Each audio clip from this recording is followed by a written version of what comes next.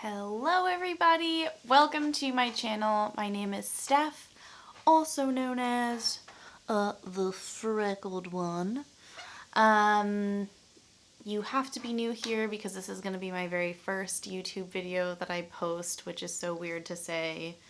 I kind of never thought that I would actually follow through and start my own channel.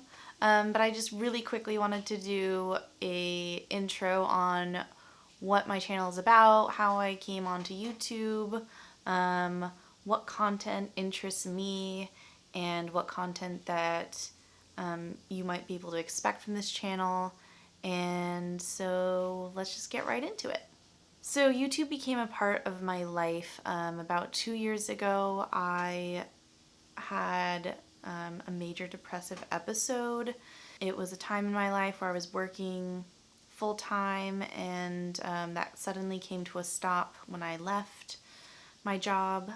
For me, a weird thing that's come up throughout my life is that what I do and with work and how much I make is a big part of my self-worth, and that's a totally unhealthy way to think. I confined myself to my apartment and never wanted to see friends or family, and when I did, I kind of had to pretend, or felt like I had to pretend like I was okay. I found a lot of solace through YouTube. I kind of just stumbled upon a couple of videos. I don't think I even consciously said I need to find a hobby, but I think makeup kind of became the thing that would make me feel good and get my creativity out without having to leave the house.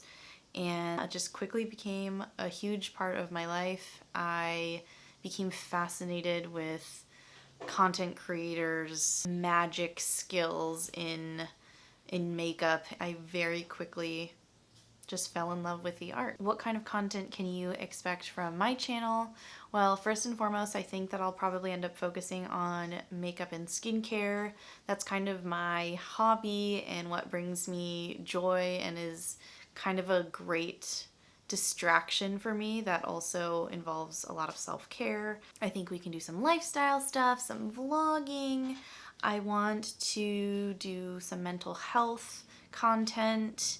I'm definitely going to do some ASMR, but I think I'm going to create my own separate channel for that. Just because I know a lot of people don't like ASMR. It's actually something that is so dear to my heart and my mental health that became a huge part of my life in that same really major depressive episode. But I'll probably end up doing my own separate channel on that. And I just really want to be very sex and body positive on here. I want to give you queer content. We will talk about books. Primarily just going to see where the wind takes me.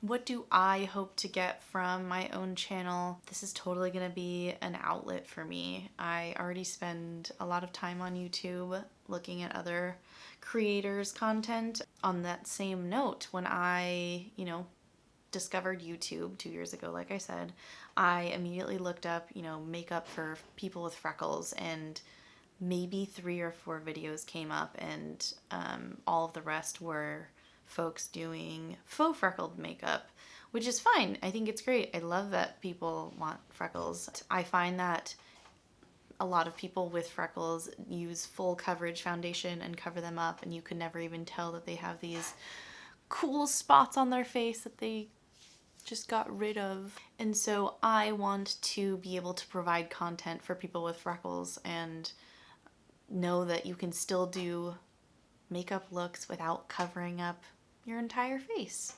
You'll find on my channel that I only use cruelty-free makeup and skincare, and including household products.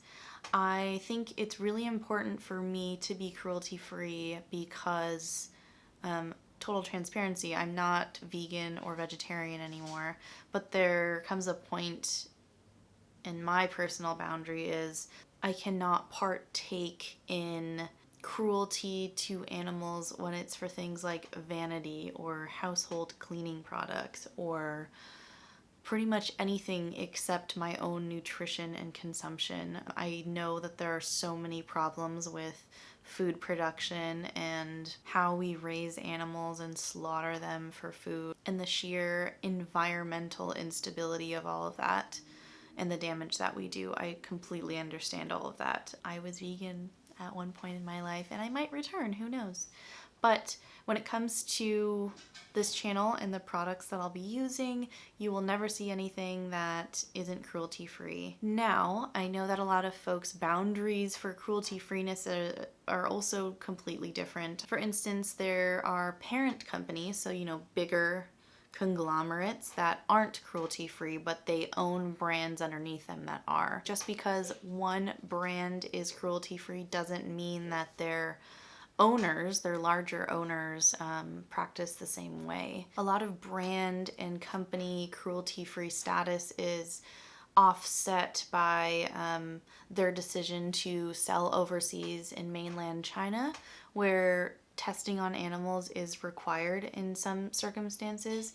And so although a company or brand might not test on animals here, if they do sell to mainland China, they have to lose their cruelty-free status. And so you'll never see me use any brand, hopefully, I'm knocking on wood.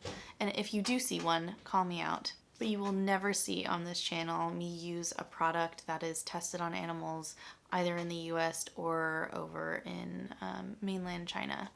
So that's that. Another thing that I want to talk about on this channel and be totally transparent about, especially with the uprising that has been taking place in the US and really in many other parts of the world, with Black Lives Matter becoming a topic, an organization at the forefront of a lot of conversation, especially in the beauty community. I have put cruelty-free status, above everything throughout my consumerism, I suppose you could say. And in the end, something that I definitely want to incorporate and am kind of ashamed that I didn't think about is that a lot of companies and brands of skincare, not really skincare, but beauty brands with makeup, a lot of products aren't accessible to people of color, especially those with darker skin tones. I own several products that are from companies that don't have dark shade ranges, and that's terrible and totally unacceptable.